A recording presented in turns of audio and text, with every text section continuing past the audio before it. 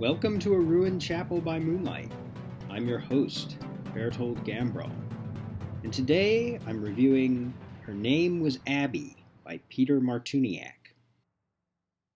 I ended my review of the previous book in this series with the words, "Martuneac is a promising author. I'll definitely be reading more of his work." Zombie apocalypse books aren't a genre I normally read, but the characters and writing in His Name Was Zack were strong enough to hold my attention and make me pick up the sequel. And what a sequel it is! The foundation Martuneac laid in the first book really pays off in a number of ways in this sprawling epic. Unfortunately, I can't tell you all the details, lest I spoil both books. But I'll do my best to give you the flavor of it.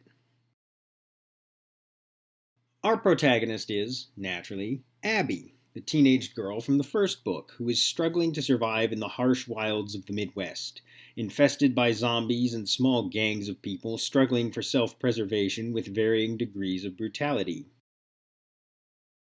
For reasons which I can't say without spoiling the previous installment, but which will be obvious if you have read it, Abby can no longer rely on Zack, the man who raised her, and has to fend for herself.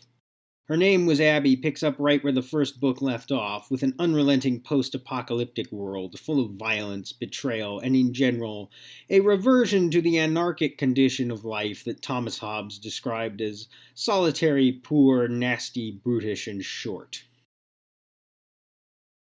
This nightmarish world, in which no one can be fully trusted and the worst survive while the best perish, takes a major psychological toll on Abby, whose own hands are far from clean at the end of the first part of the book.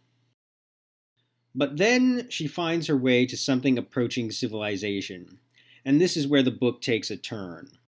For a long time, I've wondered why this series is categorized as dystopian. Maybe it's me, but I don't consider zombie apocalypse books dystopian. I'm not really sure why. They're certainly not utopian. But once Abby reaches the West, she finds an area where the government remains in control. And when I say in control, I mean police state level control. This is where the book starts to resemble what I think of as a dystopia, as the reconstituted government under President Cyrus Arthur uses patrols of an elite military unit, the DAS, to terrorize the civilian population. In fairness, we are talking about an outbreak of zombies here. You can see it would take a firm hand to reassert control in a situation like that. As other apologists for other tyrants have said, you can't make an omelet without breaking eggs. In the case of President Arthur, breaking eggs includes a naval bombardment of San Diego. This incident is only referenced a few times in passing, but somehow I found it one of the most haunting bits of world-building lore in the entire book. Abby quickly joins a resistance movement, where she meets a young man close to her own age named Hayamovi, the grandson of the movement's leader. Abby is, understandably, slow to trust, but eventually she and Hayamovi fall in love. Unfortunately, nothing good ever seems to last for Abby, and soon she finds herself infiltrating the DAS on an undercover mission that takes her into the very highest levels of government and into her relationship with President Arthur's own son, Derek. And that's about as far as I can go without spoiling things. It's too bad, because what I've summarized so far is just the setup for a thrilling final act, full of suspense, action, and even a remarkable love triangle. It's really well done, and pieces that have been hinted at going back to the first book start to fall satisfyingly into place. For instance, if, like me, you were wondering how the government was managing to keep firm control of the western half of the country while the east collapses into zombie barbarism, that question is answered quite clearly in the later parts of this book. To recap, the first quarter of the book is pure survival horror, brimming with relentless violence and a constant sense that Abby is living on a razor's edge, kept alive by a combination of sheer luck and an ever-increasing willingness to betray her own moral code for the chance to see another sunrise. Then the book transforms, fairly smoothly, from a zombie horror book to more of a spy thriller, Spy thrillers are more my usual fare, so for me this was a pleasant surprise.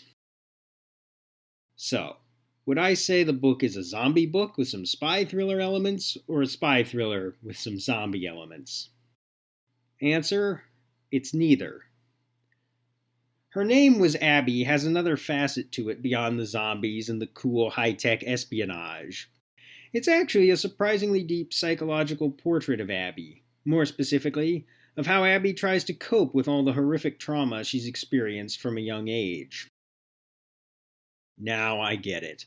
Almost all thrillers have a protagonist with a dark past, trademark. Many books have a flawed anti-hero who is running from some kind of horrible event that has left a scar on their psyche. And it almost always feels forced and fake to me. But Abby's feels genuine. I can't really explain it. Somehow, though, Martuneac conveys her mental state in a way that seems real. Her PTSD flashbacks are vivid, and the way she struggles with feelings of depression, rage, doubt, and guilt are all viscerally powerful. Abby's journey is a moving one, and whereas in the previous book she relied heavily on Zack to save her, in this one she has no one else to turn to. As one character, one of my favorites in the book, says, "If your life is going to be saved, it must be you who does the saving." The book has many good lines, but I can't quote most of them because they would also spoil important plot developments. In general, let me just say that Martuneac's style of writing is very interesting to me. I do think most modern fiction critics would argue it relies too much on telling rather than showing, and we all know the standard rule about that. However, I've never been completely on board with this rule. Yeah. If you watch the writers supporting writers videos, I'm sure you're just shocked by this. I know what people mean when they say it, but at best it's badly phrased. Because all fiction is actually telling, never showing. The art is in making people feel like you're showing them something. Anyway, this is a roundabout way of saying Martuneac tends to use what I think of as an older style of narration that is often detached from the immediate thoughts of the characters. Some people might not like this approach, but personally I found it kind of refreshing. There is such a thing as too much immediacy, and I feel like a lot of modern fiction has it. Probably because most writers have had the show, don't tell rule drilled into them. This is a really good story, and one that should have broad appeal. While I do think it's better to read the series in order, I will say that if you like thrillers, but are positively allergic to the zombie genre, you could start by reading this book without reading His Name Was Zack. That's what H.R.R. Gorman did, and if it's good enough for Gorman, it's good enough for me. And one more thing about Zack. Despite the fact he's not in this one, his presence can still be felt throughout the book. Like Abby, I often found myself wondering what Zack would think of this or that. I'm always impressed when a character looms large, even when not actually in the story as such. I'd like to say a lot more about this book, but I don't want to spoil anything. Hopefully I've piqued your interest enough that you'll want to check it out, and after you've read it, you can come back here and discuss it in detail.